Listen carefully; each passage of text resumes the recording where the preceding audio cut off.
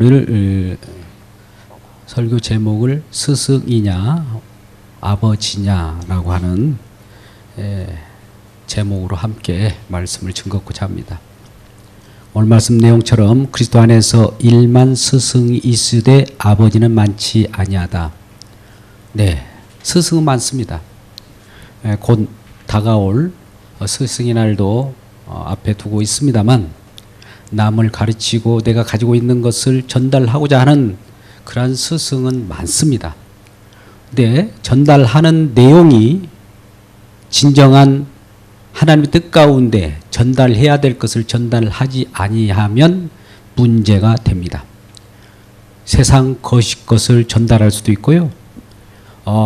내용 없는 어떤 큰 것만 화려한 것을 전달할 때 우리는 기뻐 그 포장지를 뜯고 보니 내용이 아무것도 없을 가능성이 많습니다. 그것은 허탄한 신화일 수도 있어요. 오늘날 많은 거짓 선지자들이 스승이 되어서 많은 곳에 이곳저곳에서 사람들을 운집하게 하고 그걸 증거합니다.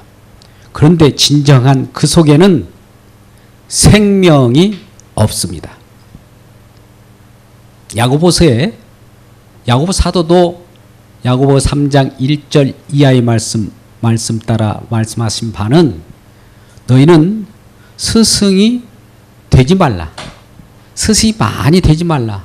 너나 나나 없이 스승이 되고자 하는데 스승이 되려고 하지 마라. 왜냐하면 스승이 되었다가 잘못 전하면 심판이 클 것이다. 이렇게 말씀하는 거예요. 무서운 말씀입니다. 그래서 스승은 많고 또 전하는 자도 많고 그런데 그 알맹이 없는 씨앗 없고 생명 없는 것을 전해봐야 허탄한 신화에 불과합니다.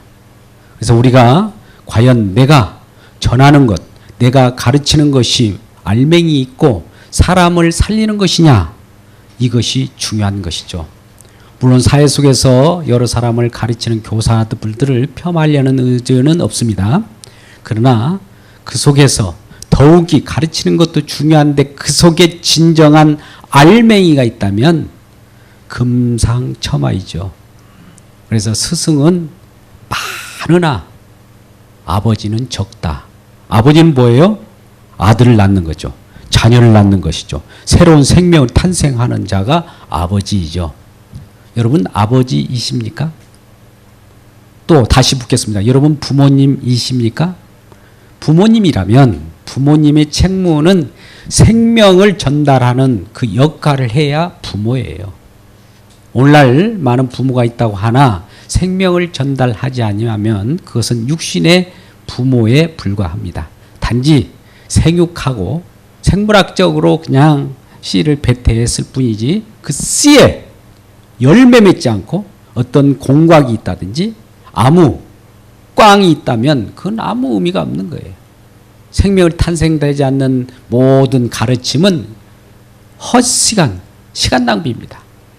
그래서 우리는 스승이 많이 되지 말라고 하는 것은 진정한 말씀을 들고 스승이 되든지 아니면 말씀을 들지 않고 복음을 증거하지 않는 스승 같으면 어차피 그 짓을 하지 말라는 거죠. 생명 없는데 내가 가지고 있는 생명이 있는데 어떻게 전달하겠습니까? 내가 예수를 안 믿는데 어떻게 예수를 전합니까? 그러면 예수 안 믿고 전하는 모든 가르침은 사실 무용지물이에요. 세상 속에서는 스승이 존경을 받을 수 있습니다. 유대인들도 하나님 말씀을 가르친다고 하나 그 하나님의 말씀 자체가 예수인 것을 몰라요. 그냥 하나님 말씀을 가르친다는 거예요. 가르친 그 재미에 존중받고 높은 자리에 앉으며 많은 상좌에 앉아서 높임을 받기만 하고 대우만 받기를 원했던 거예요. 그런데 대우를 받기 전에 과연 전하는 것, 가르치는 것이 생명이냐 아니냐 이것이 중요한 것이죠. 하나님의 말씀을 지고 있었던 이스라엘 백성들도 이란 하나님께 받은 그 말씀 자체가 무엇을 담고 있으며 어떠한 것인가를 알지 못하고 그저 그냥 전했을 뿐입니다. 그냥 스킬로 전했습니다. 클리닉으로 전했을 뿐입니다. 참 우렁차게 멋있는 수사학으로 전하는 그 모습 보고 사람들이 감동했을 수도 있어요. 근데 감동을 했으나 감동을 받은 자들에게 생명이 없는 거예요. 오늘날 말씀의 내용도 저는 설교학자로서 일한 말씀이 어떠한 부분에 새 한 마리도 살리지 못하고 움직이지 못하는 말씀일까 두렵습니다.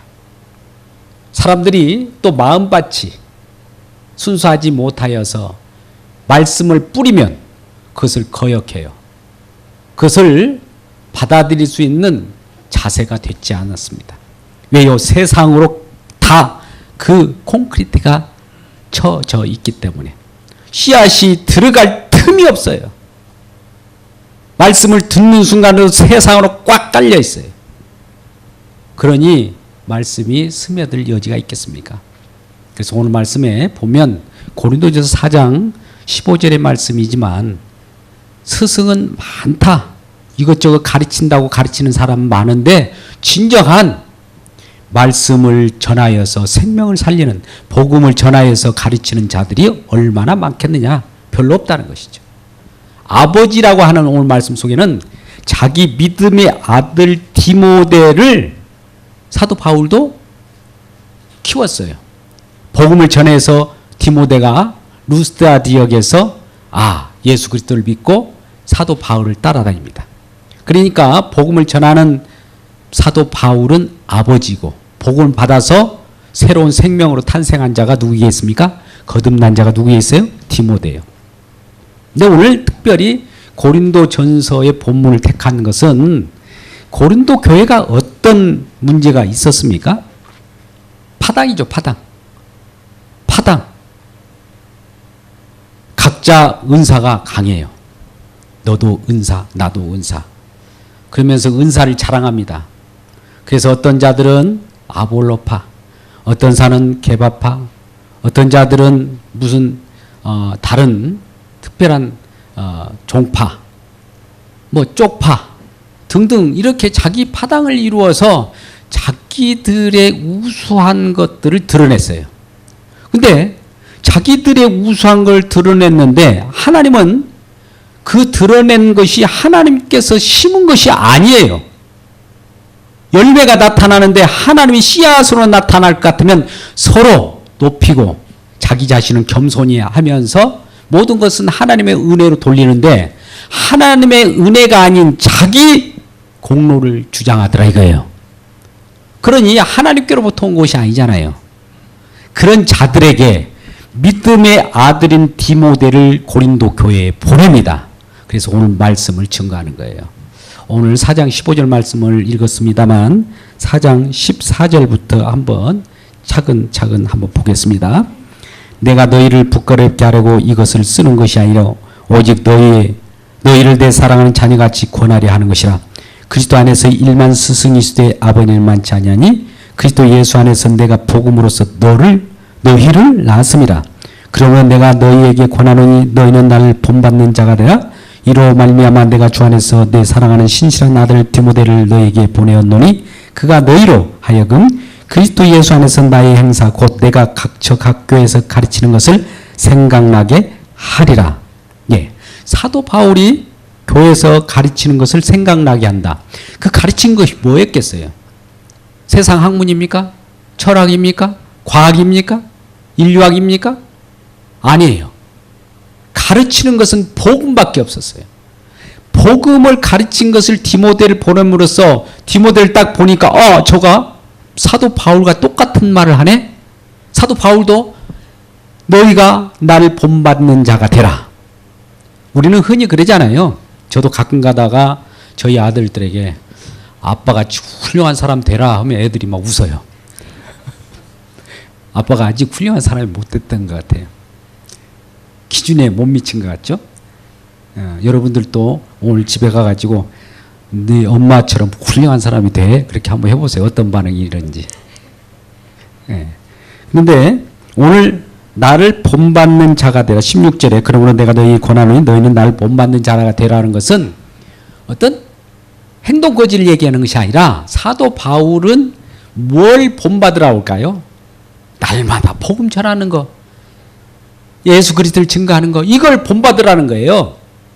우리는 본받으라고 하면 우리의 행실이나 어떤 경건한 모습, 또 사회 속에서 명방받은 어떤 것들, 그런 것이 있을 것이라고 하면서 그걸 본받으라고 하면 이건 행위적인 거예요. 성경은 우리의 행위를 높이 좋게 봐주면 좋겠는데, 거울 앞에 본 우리들은 모두가 우리 행실이 죄예요, 죄. 그러니까 우리 행실은 옳을 수 없고 그 판단 기준에 의해서 보면 아무것도 아니에요.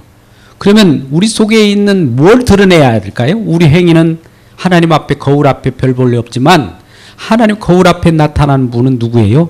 예수 그리스도만이 진정한 하나님이요, 예수 그리스도만 진정한 거룩함이요, 예수 그리스도만 진정한 의인임을 선언할 때 우리는 그러한 선언한 자로서 그와 결합해서 그분이 의인이기 때문에 우리도 의인으로서 인정을 받고, 그분이 거룩한 분이기 때문에 우리도 거룩한 자로서 여김을 받은 거예요. 우리가 어떤 발광체가 되고 우리가 직접 의인이 되어가지고 죄를 안 짓는 상태가 아니라 의인 뒤에 항상 묶여져서 관계 속에서의 의인이에요. 그리스도 예수 안에서 의인됨을 선언하고 감사하는 저와 여러분 되시길 주의 이름으로 축복합니다. 의인 그분이 없으면 우리는 의인이 될 수가 없어요. 예수 그리스도를 배제하고 내가 올곧게 산다고 할지라도 이건 아무 의미가 없어요. 유대인들 지금도 예수를 배제하고 자기 옳은 행실로 날마다 하나님 말씀대로 산다고 하나 그것으로 구원받을 수 없어요.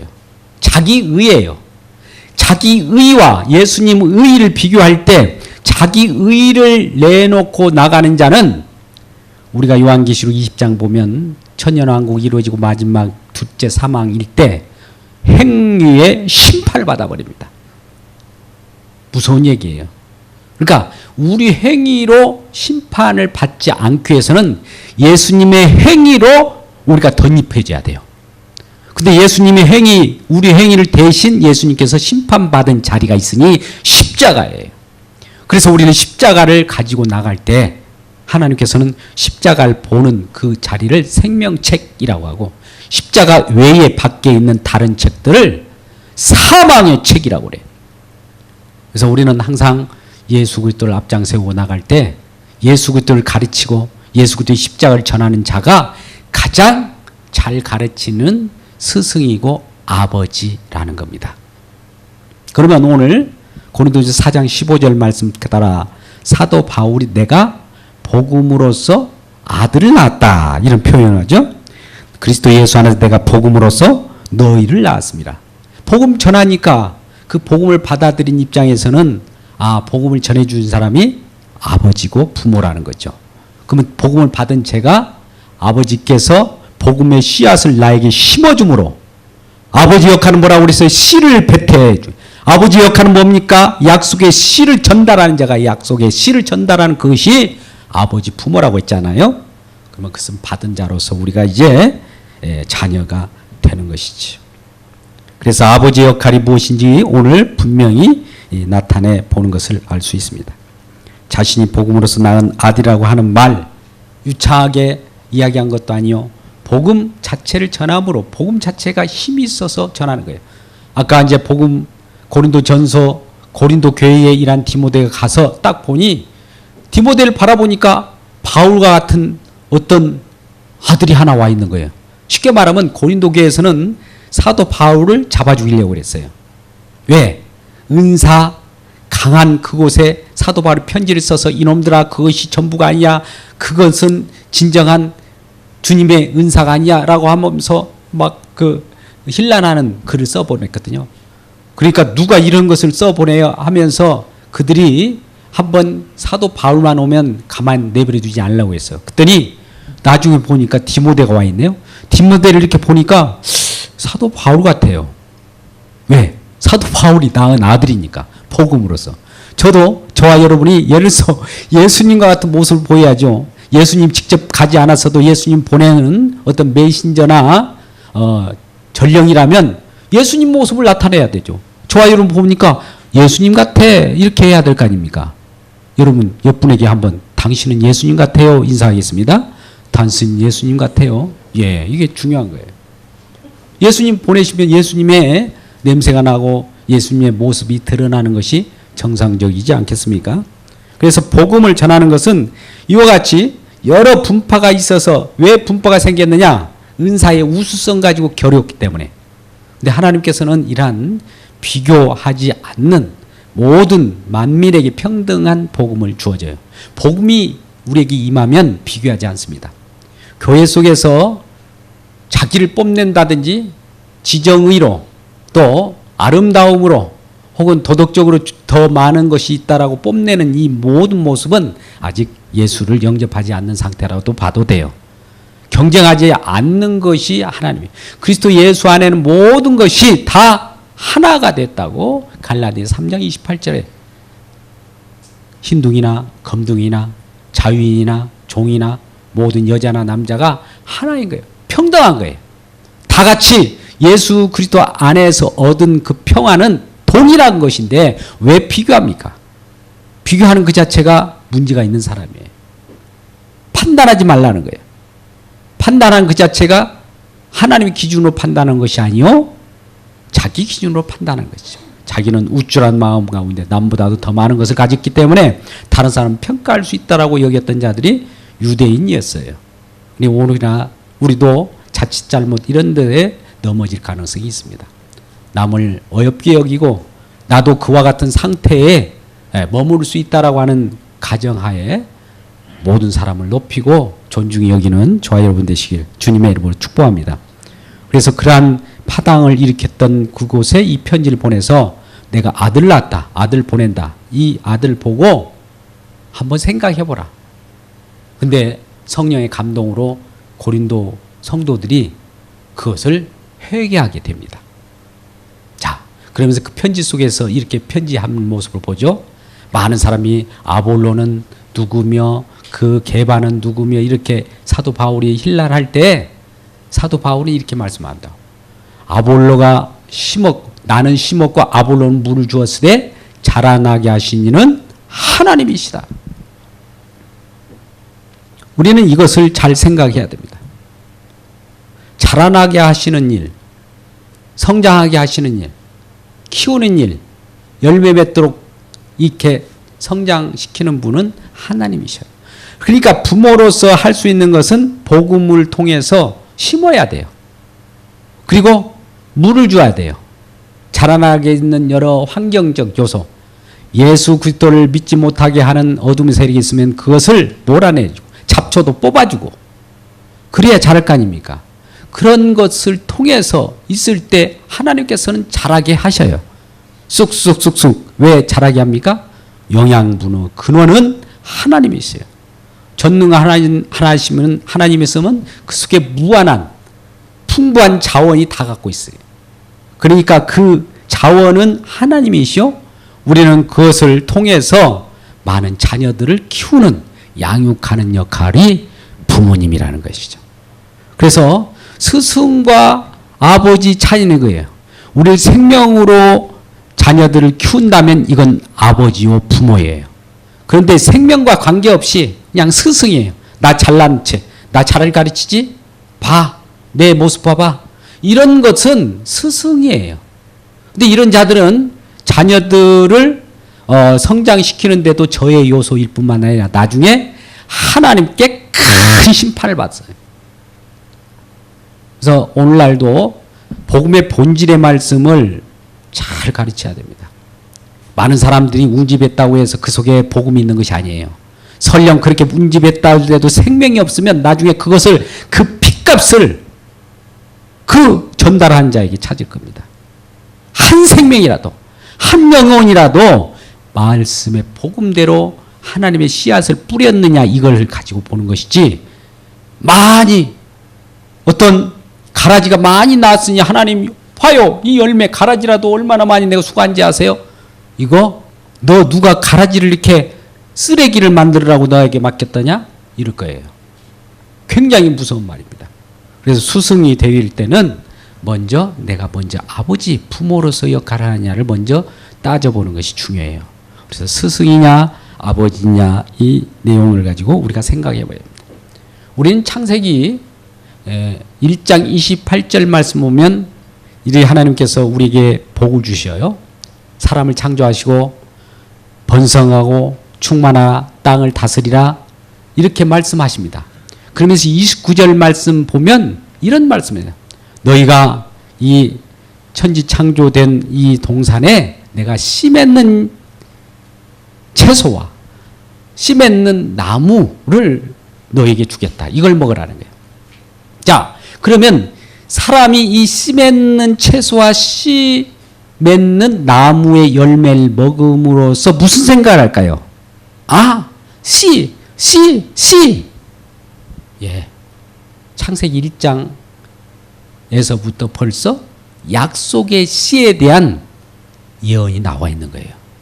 우리는 단지 씨 맺는 채소 먹으라고 했으니까 씨 맺는 채소가 뭐가 있을까? 무화과 나무가? 호두를 먹으라는 건가? 이렇게 생각할 수 있어요. 문자적으로 보면. 그러나 씨를 맺는 것을 먹음으로써 장차 우리가 씨를 먹음으로써 씨를 또 만들어내고 하는 그런 역할을 하게 되는구나. 이것을 미리 보여주는 거예요. 구약은 여러분 그림자라고 했죠. 그러면 실체는 뭡니까? 예수 그리스도. 약속의 씨, 진정한 실체, 그분을 바라보라고 씨 맺는 열매를 먹음으로써 씨 맺는 나무의 열매를 바라볼 때 진정한 씨는 이것이 아니야. 그분이 진정한 씨고 이것은 그림자적인 씨야. 이것을 먹으면서 내가 장차 앞으로 올 예수 그리스도 피와 살을 먹고 마시게 된다는 것을 예표하는 겁니다. 그래서 우리는 씨가 중요해요. 씨 뿌린 자, 씨를 심어야 돼요. 그러면 또 물을 주고 또 그로 말미암아 자라나게 하는 그건 하나님의 소관입니다.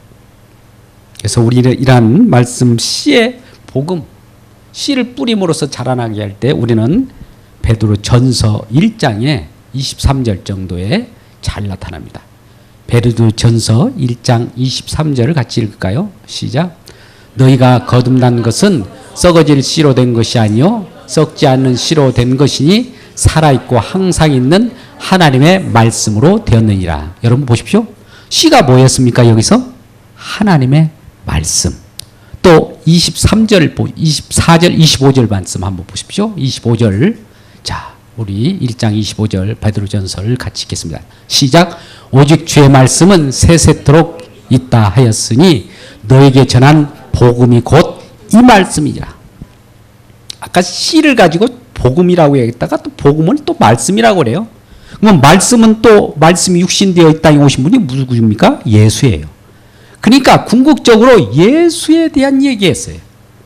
예수가 생명으로 우리에게 임하면 우리가 예수 믿고 거듭난 생명으로 자녀로 탄생하는 거예요. 그런데 이렇게 탄생하는 것은 오직 말씀에 의한 거고 예수 그리스도에 의한 것, 그리스도로 말미암은 것인데 우리가 파당을 짓고 우리의 열심과 우리의 노력과 우리의 우수함으로 무슨 생명을 낳는 것이냐 너희들을 스스로 뽐내고 파당을 짓느냐 이걸 찔러나는 거예요. 자, 우리는 이런 말씀을 고린도 전서에서 말씀을 받는가 하고 다른 야고보서나 로마서나 받는 그런 토양이 다릅니다. 오늘 말씀의 내용은 고린도 전서 2기에 파당을 이루는 가운데 씨의 열매, 나타남, 아들 디모데를 보냄으로써 너희가 진정한 씨, 나의 열심으로 되어진 것이 아니고 하나님의 열심과 하나님의 예언과 하나님의 약속의 말씀으로 되어진 것이기 때문에 우리 스스로 비교하지 말라는 거예요. 그랬을 때 진정한 스승으로서 나는 너희들보다 우수하다라고 하는 스승으로 뽐낼 필요도 없고 아버지로서의 역할만 하면 된다는 것입니다. 우리는 신명기 6장 20절 말씀 가운데도 이런 말씀이 있어요. 이 일은 사실 모세가 신명기를 기록하면서 후손들에게 말씀하는 내용이에요. 이런 말씀입니다. 같이 읽어볼까요? 후일에 내 아들이 내게 증거와 규례와 별도가 무슨 뜻이냐 하거든. 예. 하나님께서 명령하신 것이 왜 이런 명령을 주십니까? 자손들이 묻거든. 예, 우리가 자녀들이 부모님에게 왜 내가 예수를 믿어야 돼요? 내가 왜 하나님의 말씀을 날마다 상고해야 됩니까? 네, 왜 내가 하나님의 말씀을 지켜야 됩니까? 이런 것들을 질문해 오거든. 이렇게 하라는 거예요. 아비가 할 내용들을 말씀하시라는 거예요.